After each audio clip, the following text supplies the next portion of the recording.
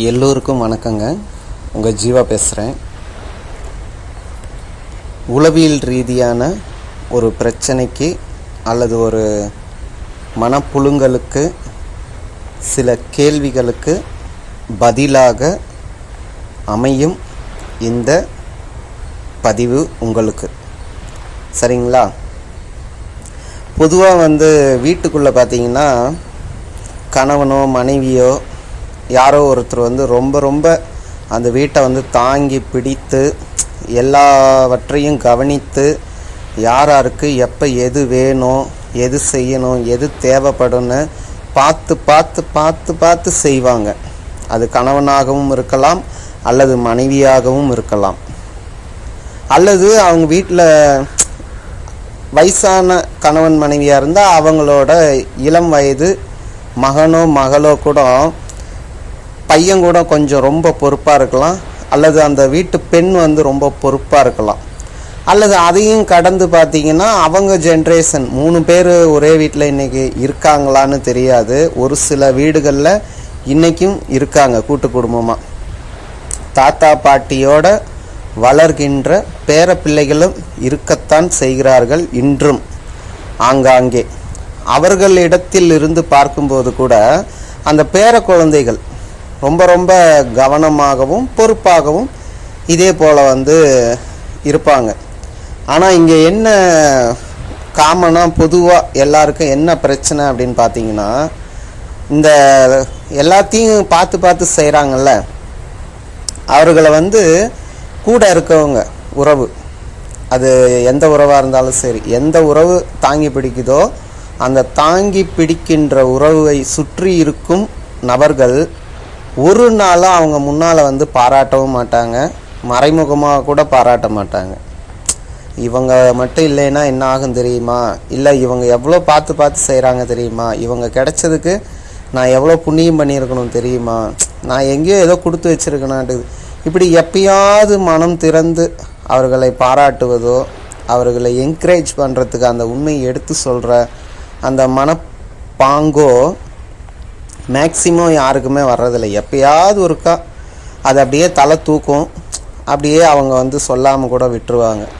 அந்த மாதிரி டயத்தில் இந்த எல்லாத்தையும் தாங்கி பிடித்து செஞ்சோம், நமக்குன்னு ஒரு பாராட்டு இல்லையே, நம்மளை மதிக்க மாட்டேங்கிறாங்களே, நம்ம இவ்வளோ தூரம் செய்கிறோம், நம்மளை ஒரு ஒரு நிமிஷம் நினச்சி பார்க்க மாட்டேங்கிறாங்களே, நம்மளை காயப்படுத்திட்டு தானே இருக்காங்க புரிஞ்சிக்காம, நம்ம யாருக்காக இதெல்லாம் செய்கிறோம், யாருக்காக காப்பாற்றுறோம் அப்படின்னு இவங்களோட மனப்புழுங்கல் ஒரு டைம் என்ன ஆகும்னு பார்த்தீங்கன்னா வெடிக்க ஆரம்பிச்சிடும். அப்போ பொங்கி அழுவாங்க, இல்லை எல்லாத்தையும் சொல்லுவாங்க, நான் உனக்கு இவ்வளோ தூரம் செய்கிறேன், இவ்வளோ தூரம் தாங்குறேன், இப்படி பண்ணுறீங்களேன்னு அவங்க சொல்ல முயற்சி பண்ணுவாங்க. ஒரு கட்டத்தில் அது தப்பாக போய் என்ன சுற்றி இருக்கவங்கெல்லாம் கேட்பாங்க, என்ன சொல்லி காட்டுறியா செஞ்சதெல்லாம் அப்படிங்கிற மாதிரி, அப்பயும் தவறாக தான் போகும். ரைட்டுங்களா? இப்படி தான் சில நேரங்களில் சில மனிதர்களும் சில சூழ்நிலைகளும் சிக்கலில் ரொம்ப இடியாப்ப சிக்கல் மாதிரி கொண்டு விட்டுரும். சரிப்பா, இவ்வளோ பெரிய லென்த்து கதையை என்ன தான்ப்பா சொல்ல வர, எதுக்கு தான்ப்பா சொல்ல வர அப்படின்னு கேட்டிங்கன்னா, இப்போ நீங்கள் இந்த வீடியோவில் பார்த்துக்கிட்டு இருக்கீங்கல்ல, காணொலியில் செடி இருக்குது பாருங்கள், செடியெல்லாம் வளர்ந்துருக்கு. அதுவும் மாடி வீட்டில் போட்ட இதுதான். இது விவசாய நிலம் கிடையாது, மாடி வீடு தோட்டத்தில் அவங்களால முடிஞ்சதை போட்டு வச்சுருக்காங்க பாருங்கள், வளர்ந்துக்கிட்டு இருக்கு. கீரை, மிளகா, கரும்பு உட்பட மணி பிளான்ட், இப்படி எதேதோ வளர்ந்துக்கிட்டு இருக்கு, துளசி, இப்படி.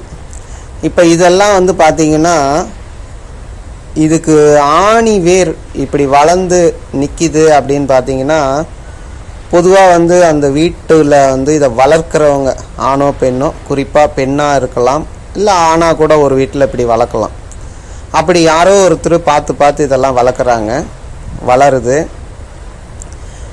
ஆனால் இது முக்கியமாக வளர்கிறதுக்கான அதிகப்படியான உதவி செய்கிறது எதுன்னு பார்த்தீங்கன்னா, ஒருத்தர் காற்றும்பாங்க, ஒருத்தர் சூரிய ஒளிம்பாங்க, ஒருத்தர் வந்து அந்த மண்ணும்பாங்க. இப்படி அவங்கவுங்களுக்கு தெரிந்ததை பதிலை வந்து சொல்லுவாங்க.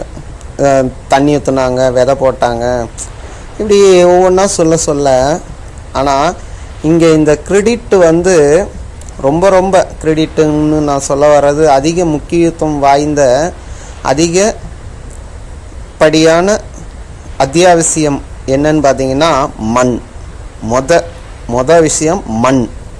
அந்த மண் இருந்தால் தான் நீங்கள் விதையை போட முடியும், தண்ணி ஊற்ற முடியும், எதையா ஒன்று நட்டு வச்சு அதுக்கப்புறம் காற்று வர்றது, சூரிய ஒளி வர்றது நீங்கள் பார்த்துக்கிறதெல்லாம் ரெண்டாவது. முதலில் தேவைப்படுவது மண். இந்த மண் வந்து இவ்வளோ தூரம் செஞ்சுட்டு இந்த மனிதர்களோட சண்டையிலலாம் அவங்க வாயில் வர்ற வார்த்தை பார்த்தீங்கன்னா அது வெறும் மண், மண்டையில் என்ன களிமண்ணாக இருக்குது, அது ஒரு மண்ணுக்கும் ஆகாது. இப்படி வந்து ஒருத்தரை வந்து தாழ்த்தி பேசவோ அல்லது சுட்டி காட்டி இதுவாக அவங்கள சாடுவதற்கு பயன்படுத்துகிற வார்த்தை என்னன்னு பார்த்தீங்கன்னா மண்ணாக இருக்குது பாரு, மண்ணு மாதிரி இருக்கு பாரும்பாங்க. ஆனால் அந்த மண் மட்டும்தான் இப்போ நீங்கள் பார்த்துட்டு இருக்கீங்கல்ல, இத்தனையும் விளைவிச்சிருக்கிறதுக்கு முதல் தேவைப்படுகின்ற ஒன்று. ஆனால் இந்த மண்ணை வந்து நாம் அவ்வளோ அனாவசியமாக புரிஞ்சிக்காமல் நம்ம வார்த்தை வழக்குகள்லேயும் தவறாக பயன்படுத்துகிறோம்.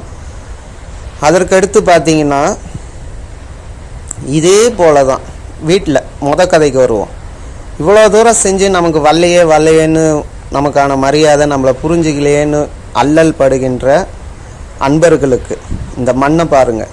இந்த மண் என்னைக்காவது தனக்கான அங்கீகாரமோ மரியாதையோ என்னை புரிந்துக்கணும் அப்படின்னு என்னைக்காவது நினைக்கவே நினைக்காது.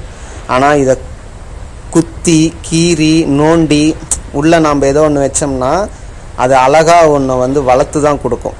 அதை போல தான் உங்கள் வீட்டில் நீங்களும் இருக்கீங்கன்னு புரிஞ்சுக்குங்க. நீங்கள் அந்த மண்ணு தான்.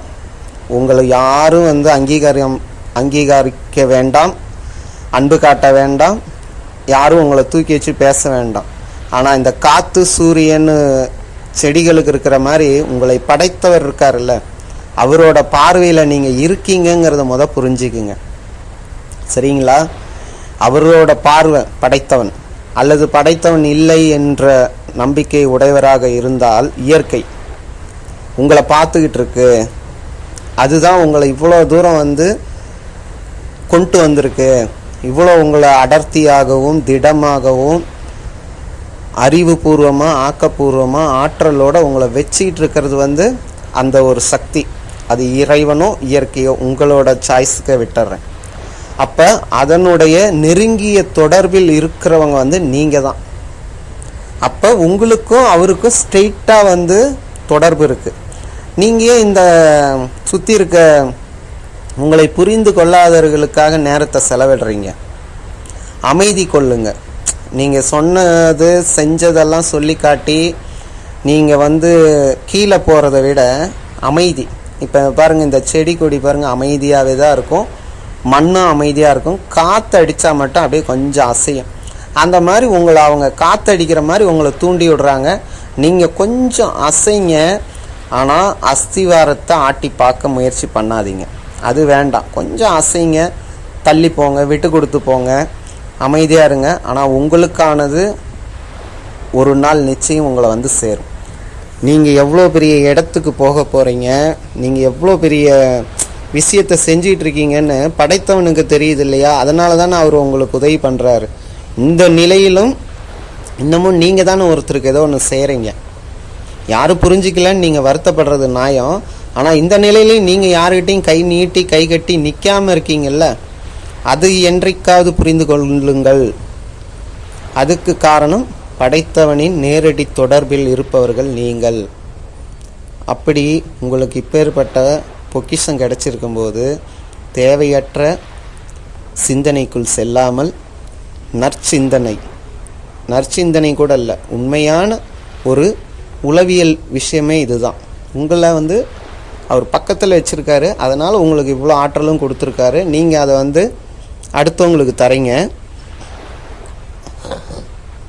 ஆனால் அதற்கான அங்கீகாரத்தை எப்பொழுதும் எதிர்பார்க்காதீர்கள். அது வரவேண்டிய நேரத்தில் சரியான சந்தர்ப்பத்தில் உங்களை வந்தடையும். ரைட்டுங்களா? இதுதாங்க நம்ம இவ்வளோ தூரம் உங்களுக்கு சொல்ல வந்த கருத்து. உங்களுக்கு புரிஞ்சிருக்கும்னு நினைக்கிறேன். புரிஞ்சவங்க எனக்கு தெரியப்படுத்துங்க. புரியாத உங்களுடைய சந்தேகத்தை கேளுங்கள். என்னால் இயன்றவரை மீண்டும் உங்களுக்கு நெறிப்படுத்த முயற்சிக்கிறேன். சரிங்களா?